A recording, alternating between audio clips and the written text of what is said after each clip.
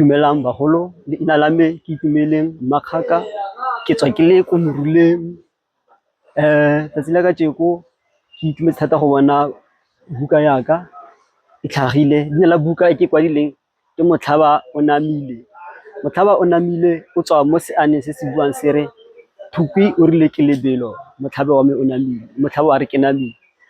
Buka ena e bua ka tiriso ya botlhaswa ya diritibatsi tsa bašwa. Ke thuse ke lefapha la Bokone Bophirima Publishers House. Ke itumetse thata go bona buka ena.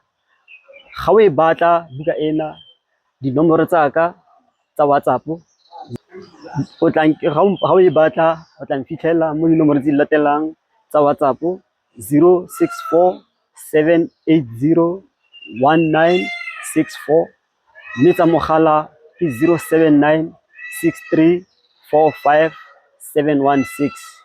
Tada.